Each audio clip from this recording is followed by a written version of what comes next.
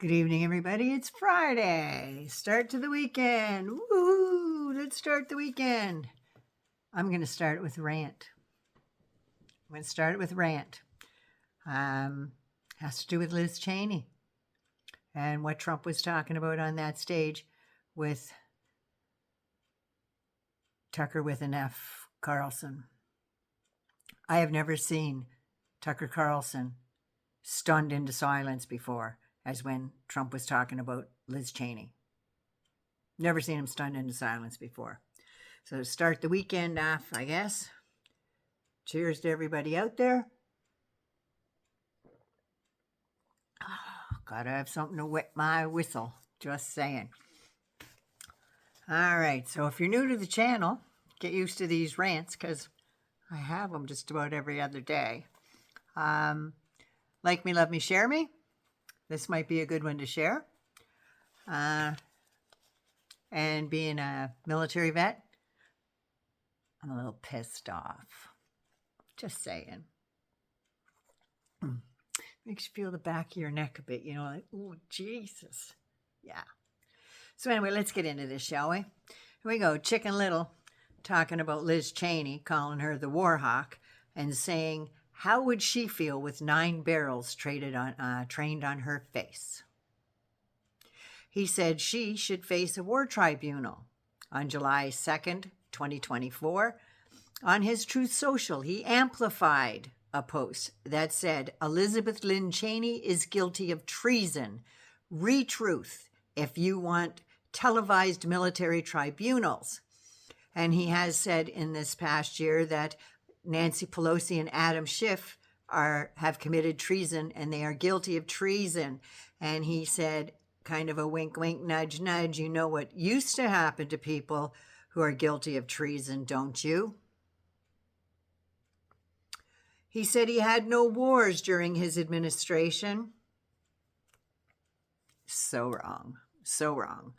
President Jimmy Carter wins the accolades and the prize for the No Wars president. Just saying. And he proudly voted for Kamala Harris. And he said his wish was to live long enough to see her installed as the first woman president of the United States of America. Thank you very much, President Carter. You are a great man. So, the anti-war president, as he said he was going to be in 2016, is a myth. And only the voices in his head tell him otherwise. He may not have started an all-out war like Bush did, but he sure stuck his stick in that pile of shit and stirred it up a lot. He escalated every conflict in every theater of war around the world that he inherited and came close to bringing the United States of America on the brink of new conflicts. He was acting like a tyrant, throwing his weight and American warfare around and didn't give a single thought about the folks that would be called to clean up his pissing contests with other dictators around the world, like the one he had with Kim Jong-un. Little Rocket Man, remember Little Rocket Man?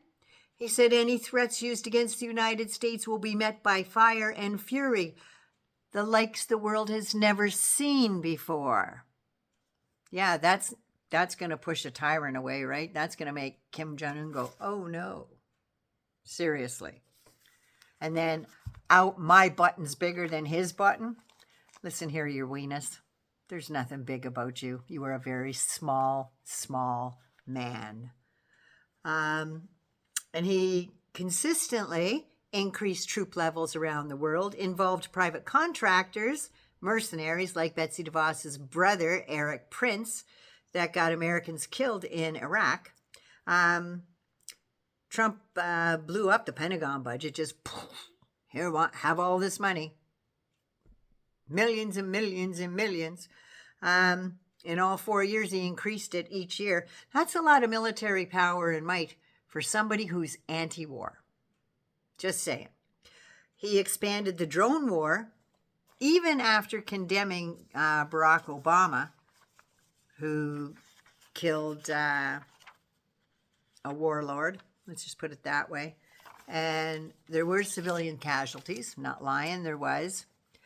But Trump dropped more bombs, undermined peace, and stoked furthering conflicts, and increased the rate of civilian deaths. Then put his mug in front of the cameras and said, he's dead. He died like a dog. Remember that? Remember U.S. support for the Saudis and United Arab Emirates and their intervention in the war in Yemen? It was the worst foreign policy in years. He loves the Saudis, though. He will do anything they want. Remember the billions of dollars in arms that he gave them? Yeah.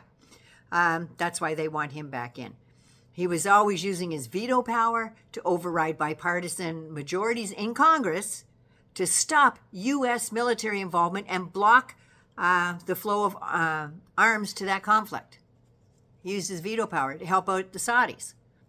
Then today, in Dearborn, Michigan, pitching voters who are angry about how Biden is handling the Israeli war on Gaza and in Lebanon, we have a great feeling for the Lebanese people and Muslim population. They're liking Trump. This isn't Dearborn. This is where it's at. They're in Dearborn. That's where they're at. Whatever the hell, right? We want their votes. We're looking for their votes, and I think we'll get their votes. One man from the Middle East group gave him a plaque and said that he will protect us and he will bring peace. The same man he's talking about is the guy that ordered a Muslim ban from majority Muslim countries, 7 of them at the time, that he wanted to ban, and will have a bigger moratorium on Muslims if he gets elected. And he has stated that just as early as in July. He has and does demonize Arabs and Muslims in the United States. He said that a surge of them will lead to another October 7th attack, and that we do not need a jihad in the United States of America.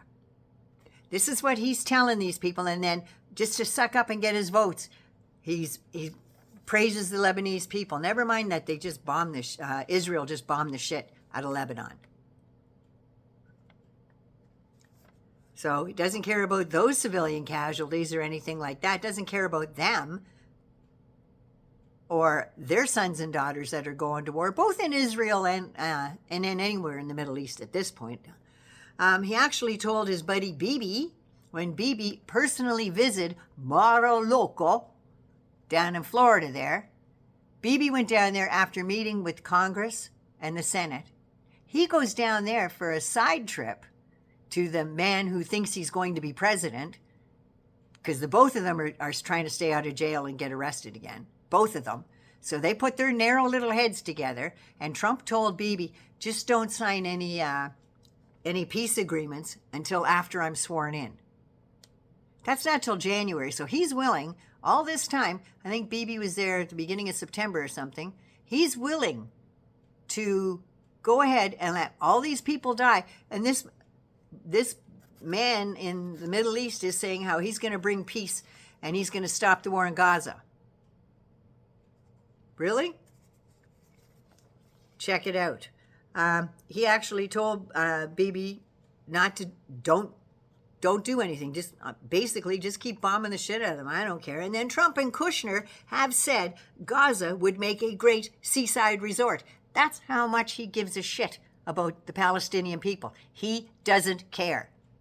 It's all about money and how much they'll make it a big resort. Look at that seaside property. That's what Kushner said. And they're thick as thieves, man. They're thick as thieves. And finally, back to his comments about Liz Cheney. He said that they are all so brave in those beautiful buildings in D.C. Just signing papers to send 10,000 of your sons and daughters to war, to an armed conflict somewhere near you. He says she doesn't have the strength, stamina, or courage to go herself.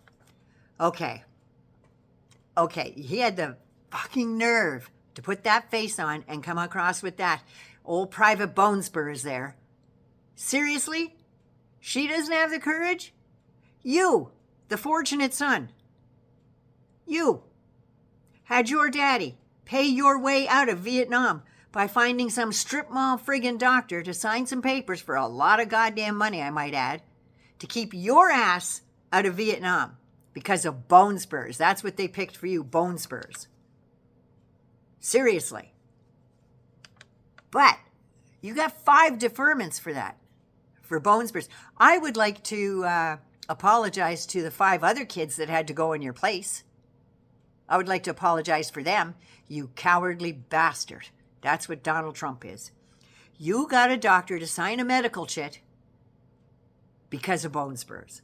Yet, when you were in college, well, actually it was a rich boys military reform school is where you were because your parents couldn't handle your bullying. Just saying, it's probably why his older brother dumped that pot of mashed potatoes on his head.